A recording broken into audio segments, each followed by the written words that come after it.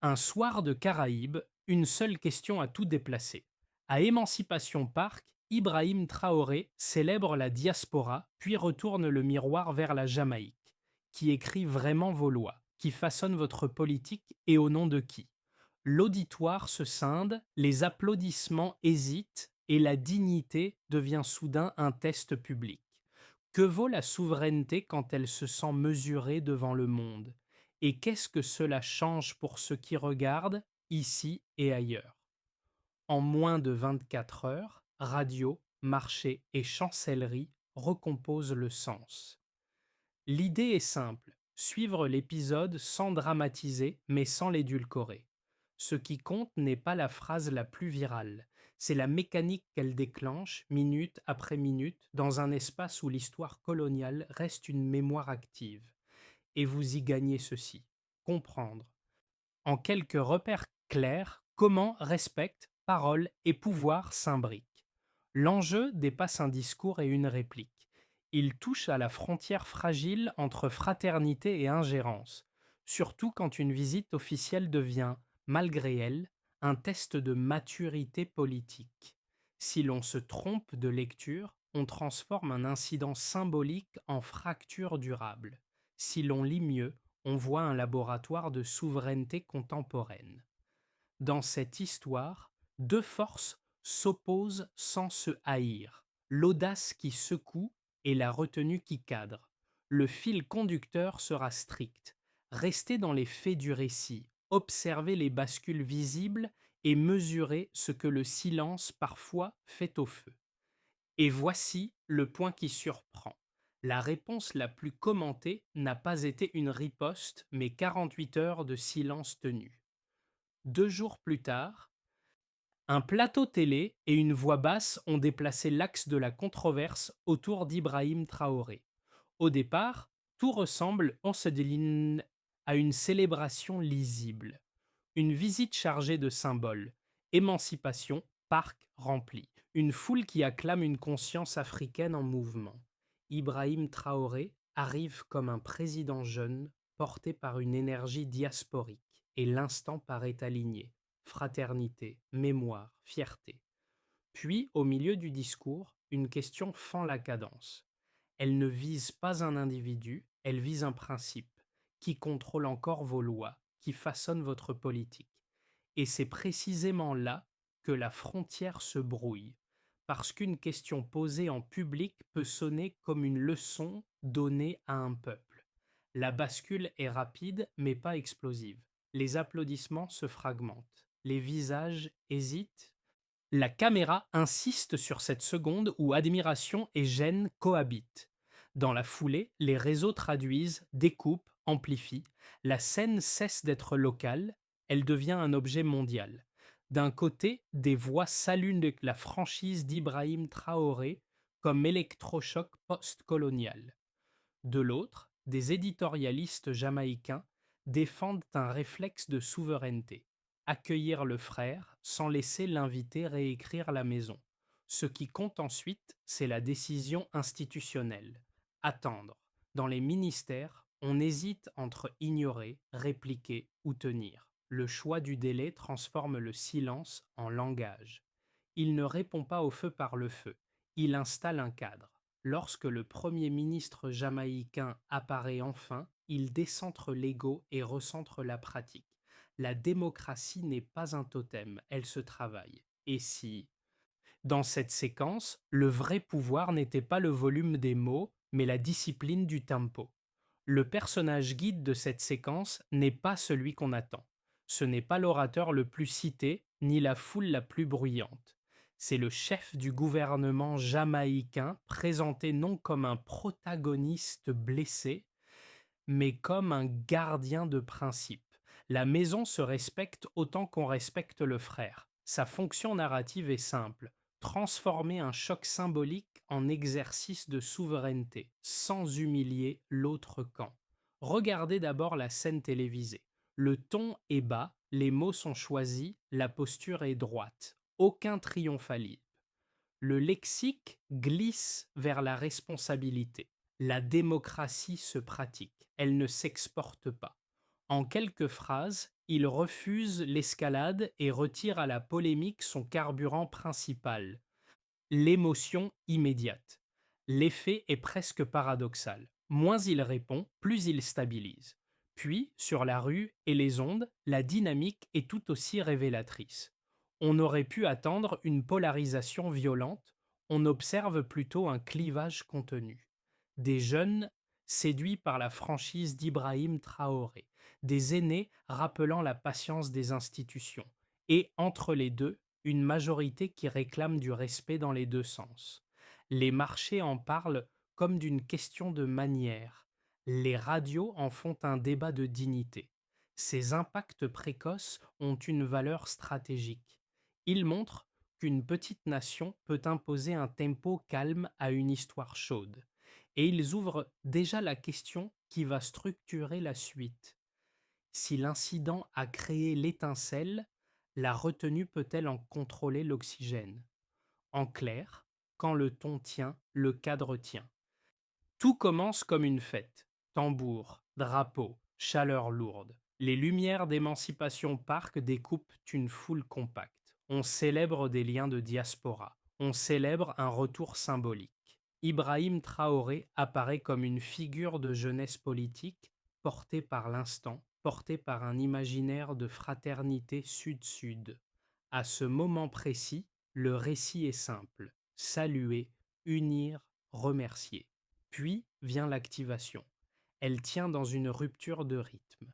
Au milieu du discours, Ibrahim Traoré pose une question qui ne laisse pas le public respirer. Qui contrôle encore vos lois? Qui façonne votre politique? La phrase n'attaque pas un nom, elle interroge une souveraineté. Mais posée devant les caméras, elle devient une épreuve de dignité. La foule ne sait plus comment applaudir. Certains acclament la franchise, d'autres se raident. Le contraste se lit sur les visages en direct. La frontière bascule, fraternité ou ingérence, respect ou jugement. La scène se fissure sans éclater. Le crescendo est d'aller médiatique. En quelques minutes, les réseaux découpent l'extrait. Les clips circulent. Les slogans naissent. Deux hashtags se font face comme deux boussoles opposées. Soutenir l'audace, exiger le respect. Les radios jamaïcaines diffusent en boucle. Les plateaux invitent des analystes. Les éditoriaux requalifient.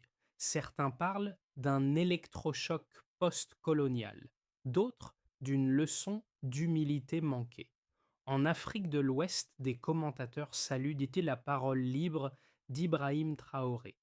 En Jamaïque, une partie du public refuse l'idée d'être évalué par un invité, même fraternel. La tension n'est pas militaire, elle est symbolique. Et c'est justement ce qui la rend contagieuse. Dans les couloirs institutionnels, l'hésitation devient une action. Ignorer, répliquer vite, laisser refroidir, la décision est de tenir. Attendre 48 heures. Ce choix surprend. Il refuse la réaction réflexe. Il fabrique un cadre. Le silence est alors une phrase complète. Nous ne répondons pas au feu par le feu. Nous gardons notre maison. Nous honorons l'Afrique, mais nous ne cédons pas la définition de nous-mêmes. Pendant ce délai, Ibrahim Traoré poursuit sa tournée. Il parle d'unité sans tutelle.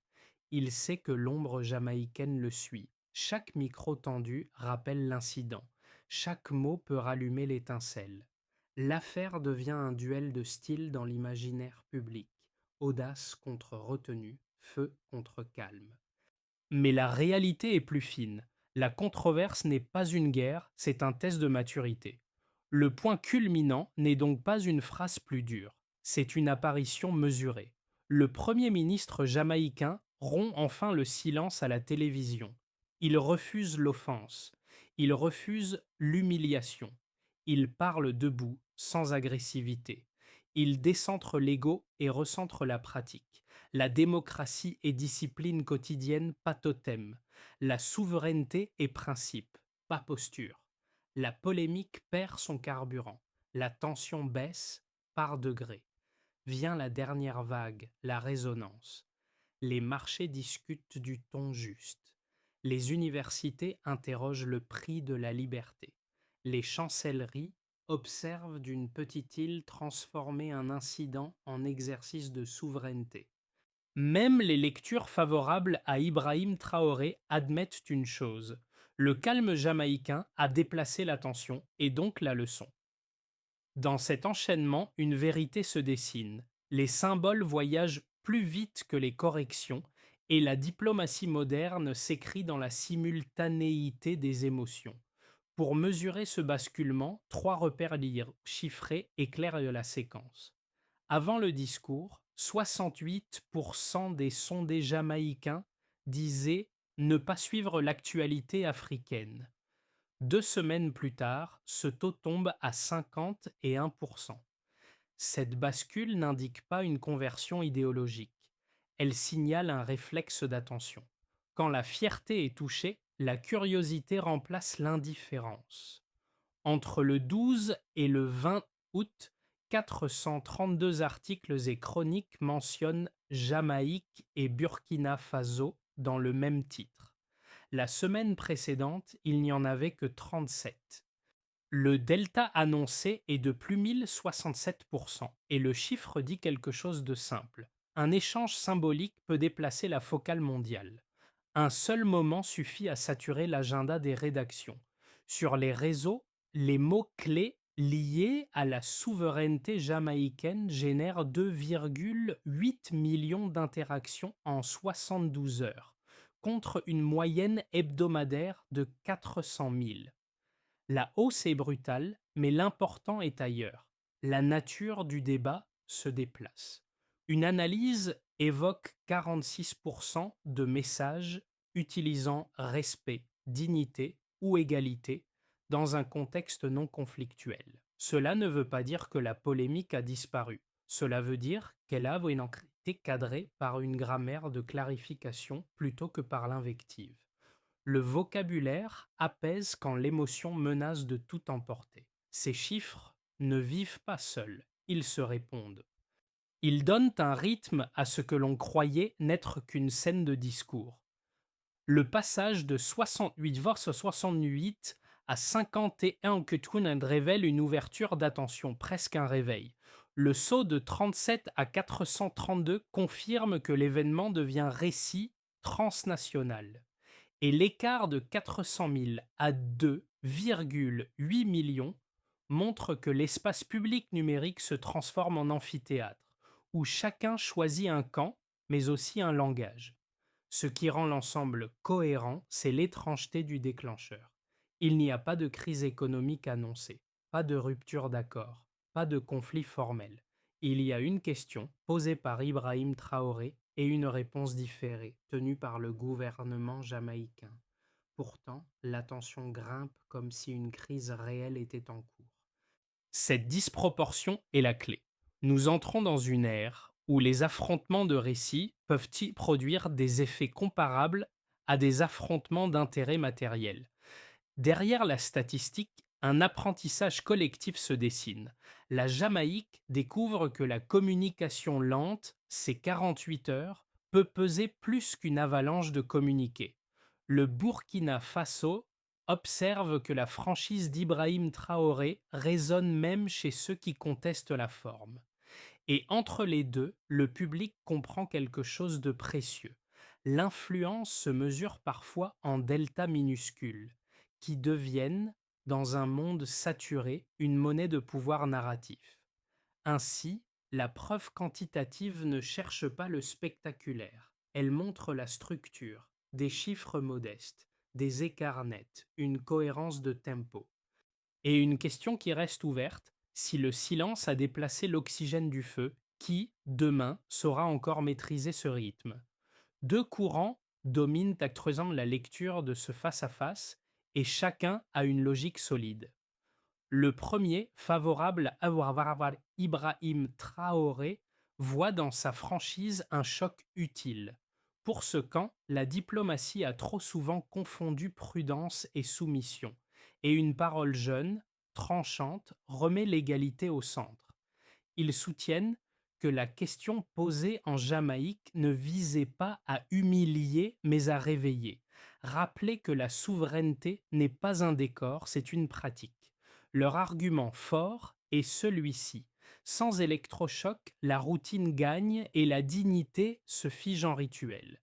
Ils citent aussi l'écho régional, des extraits analysés, débattus, repris, comme si cette scène avait offert un langage à ceux qui se sentent encore évalués par des héritages coloniaux.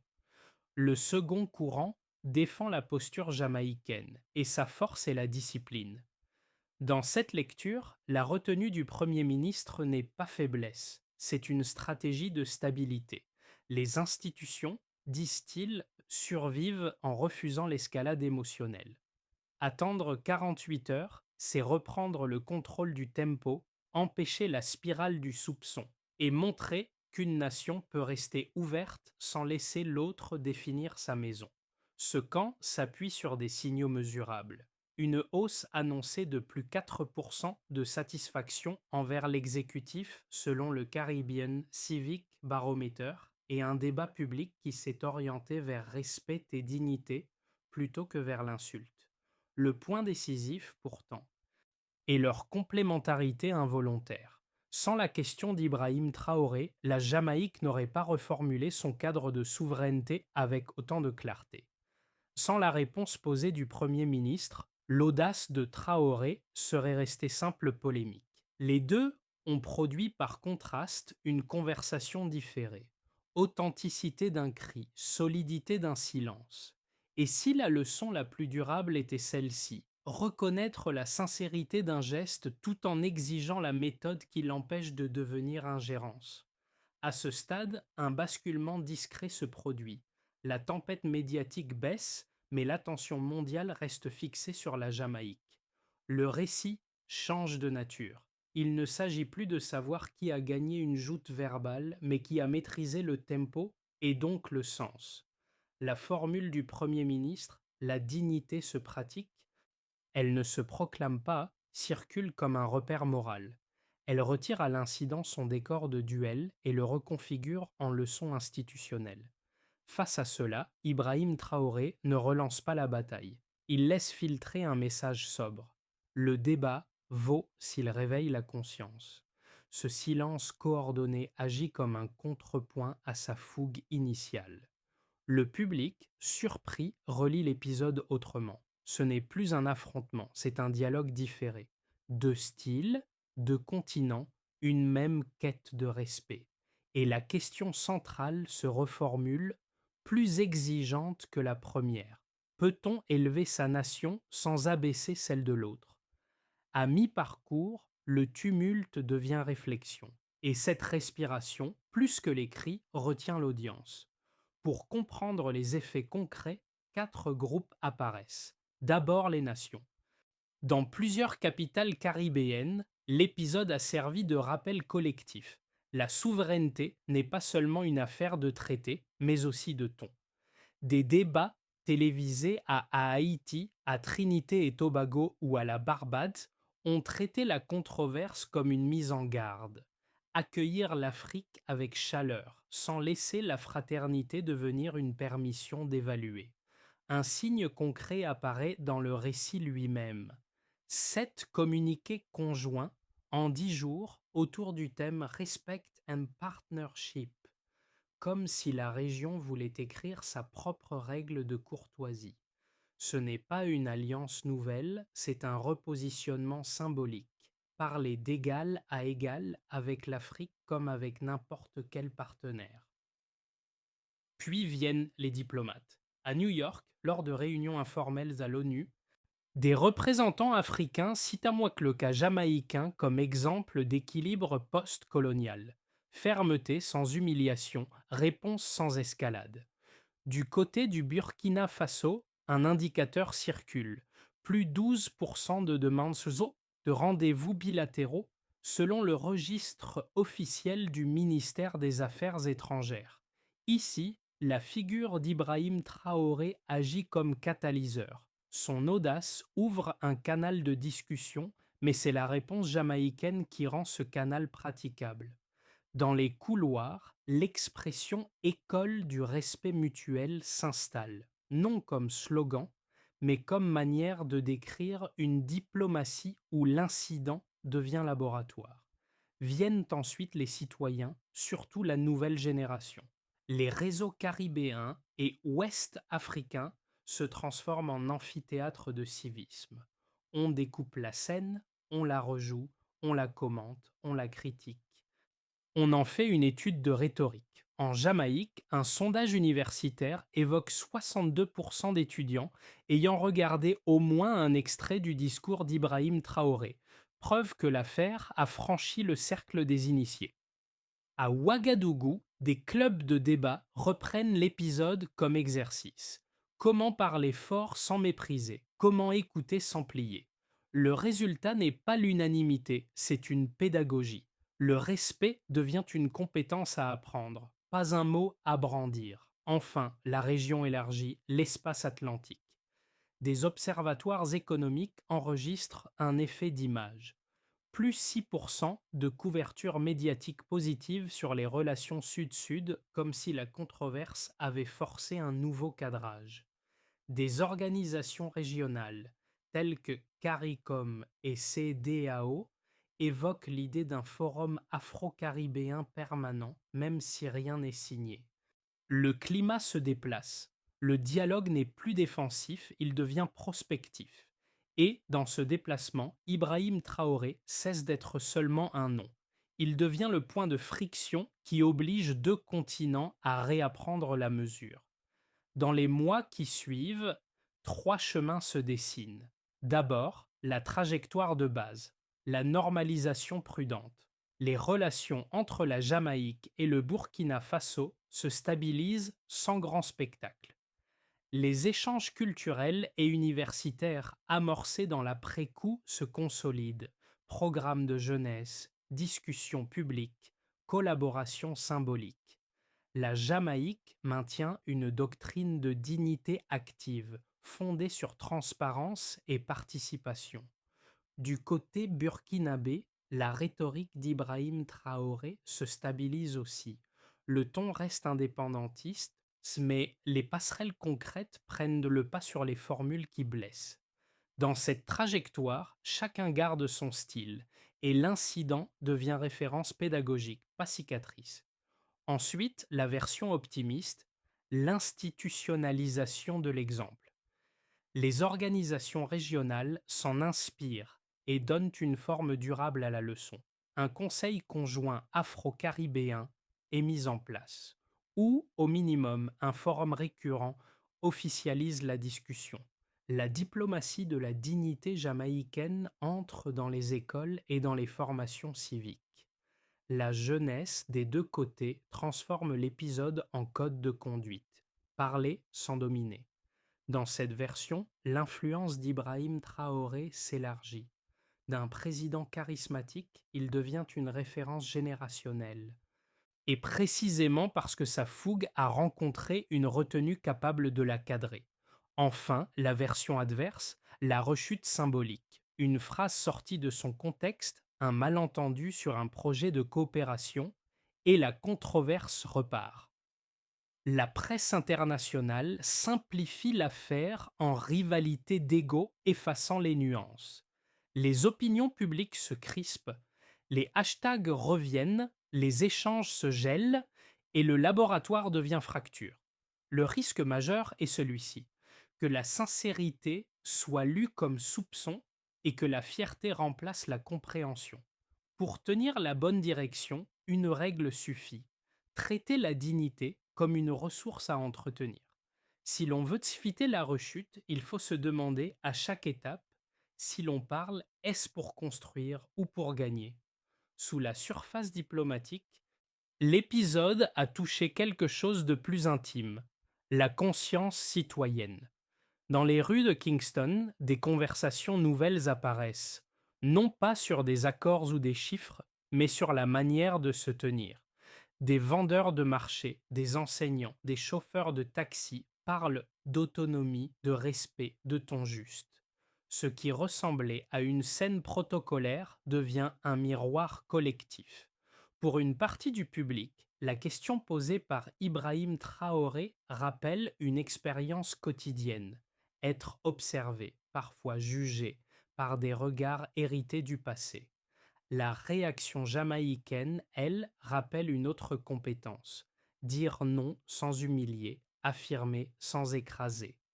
Beaucoup reconnaissent là une tension qu'ils vivent dans leur travail, dans leur famille, dans la vie publique. Comment protéger sa dignité sans transformer l'autre en adversaire?